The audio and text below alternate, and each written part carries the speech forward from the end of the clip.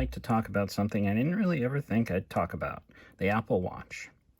I've known this has existed since, well, it was first announced, but I knew right away it wouldn't be something for me because I was always afraid that someone who collects and likes to wear his vintage watches, that I didn't really want to worry about something else stealing, well, wrist time.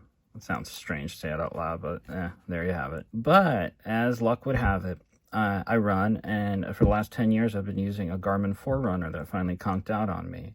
And as it turns out, the price of sort of the entry-level oldest Apple Watch Series 3 was pretty cheap, so I figured if nothing else, I can just use it as an activity monitor and not feel guilty of going back to my regular watches. And that was the path that took me here. I've had it for about a week now, and I absolutely love it for the activity monitor. I didn't do too much research on it, so I was only vaguely familiar with what it can do, and I was really pleasantly surprised. But I'm not going to go into too in-depth into this whole thing because there are a million videos about this, and I just wanted to give my perspective relative to the kinds of vintage watches I collect and the differences I've seen. Now, specifically what I want to talk about, which is the thing that's going to be a bit hard to demonstrate, is the alarm. Now, I've always liked wristwatch alarms, and I have a number of videos covering the history and reviews of Memovox and Memomatic and things like that. And if you're interested, you could watch those. But to give a very brief summary, to give you perspective, the JLC Memovox, now this is one from the late 60s, early 70s, but it doesn't matter if it's then or modern ones. If there's one thing you can say about these the alarms on these watches, is that it's very, very loud. The older ones are a bit more buzzy, the newer ones are a bit more melodic, but the point remains, they're very loud. They will wake you up from sleep, you will hear it even in decent room noise, and it'll get your attention. The problem is, I live in a large city, and in my experience, I've found that for the most part, people are a bit confused and off-put when they hear a very loud mechanical sound, and it gets a lot of attention, and I'm a bit of an introvert, so I don't really like getting a lot of attention, so I don't really like using it in public anymore. And I'll use it at home, or if I'm not going to be around many people or anything, but I've gotten a bit too self-conscious. Now, that's just me, obviously. There are other people who have these watches and are proud to, have them go off in public, and more power to them, but I just don't feel comfortable. The other end of the spectrum is something like the Memomatic. Now, this alarm is really quiet, and it also vibrates. And the idea behind it was originally, you'd be sitting in an office meeting, and it'd be fairly quiet, and you didn't want an alarm that would annoy everyone. So you'd have a buzzy vibration alarm. And that's what the Memomatic really does. In my experience, though, it's definitely not going to wake you up. And it's a crapshoot if it'll even alert you in reasonable room noise. And the main thing with it is it's the pilot shape like the Flight Master, and that's why I like it. But from the perspective of an alarm, I really think it's not terribly successful, not terribly effective.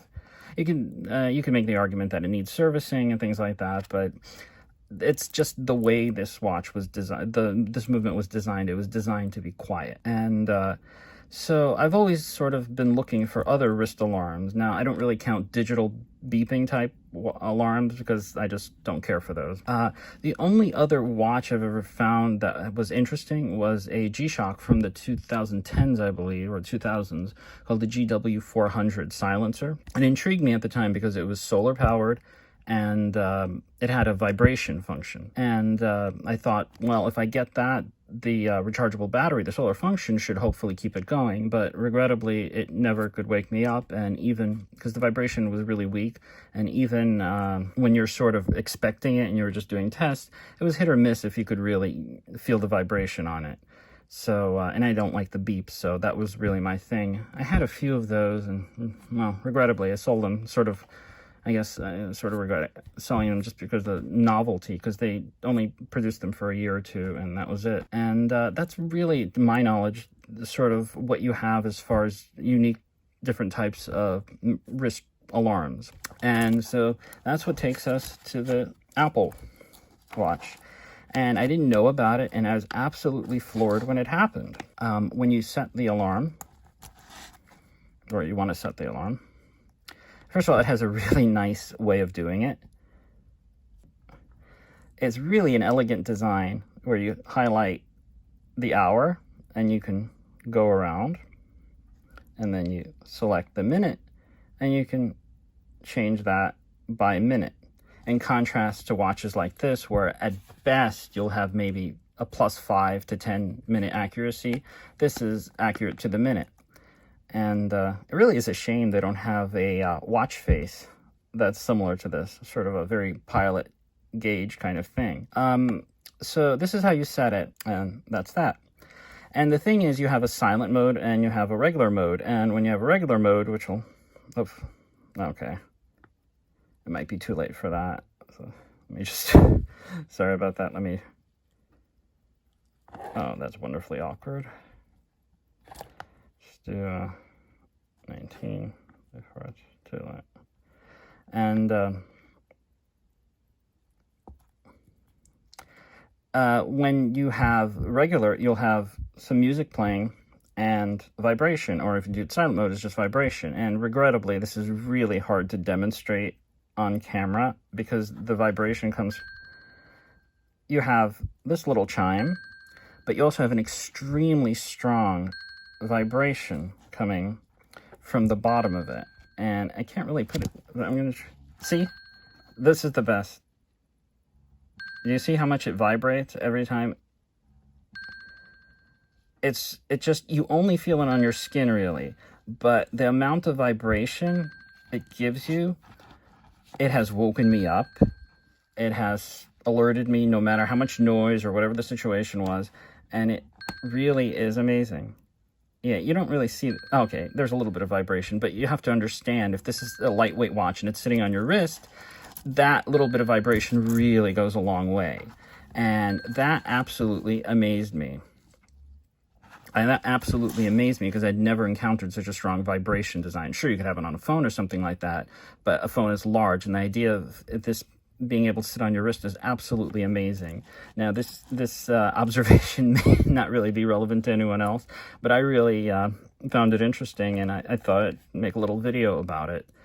It's, you know, it's one of those things, you get interested in these old watches and the old technology in them, and you sort of romanticize it. But the reality is there's a reason why something like a Memovox can only be sold as an ultra-luxury watch. No one's really buying something like a Memovox just, you know, for everyday usage. It's just, it's impractical. It's very expensive, and you could only use the alarm in essence. I mean, you can use it more than once, technically, if you have enough power reserve, but it's a relatively antiquated way of doing things. And to my knowledge, what do you call it? The movement behind the Memomatic, that isn't really used anymore. The other non-JLC type automatic mechanical wristwatch alarms have become much more loud compared to this. So there's really, you know, if you want to romanticize technology, old technology, you can go for something like that. But if you're looking for a true advancement as far as alarms go, this really is absolutely amazing. And of course, this has a much bigger battery and much fancier than the old like GW400 G-Shock I mentioned, and things to that effect. But it, you know, it's just, at the end of the day, it really gets the job done. Now, to end this video, I have a bit of a conundrum, because the reality is, as much as I like wearing this watch, I don't feel comfortable wearing one watch on each wrist. And Zinn has this weirdo contraption thing strap that allows you to wear this and a regular watch, but that looks ridiculous as well. So despite me going on and on about the virtues of the amazing vibration on this, I'm contemplating possibly wearing this like a watch fob, or just putting it in my pocket. That way I get all of the activity monitoring features, but I still get to wear my old vintage watches, so I could romanticize old technology. So that's really it. I mean, it's ridiculous to say out loud, but I guess that really is the truth. But from a functional perspective, the vibration alarm on this is absolutely amazing, and it really makes the older technology look just absolutely primitive, which ultimately it is. But I guess technology will march on, and the Swiss watch companies will keep finding ways to market the antiquated technology. But anyway, that's about it for this video, and as usual, thanks for watching.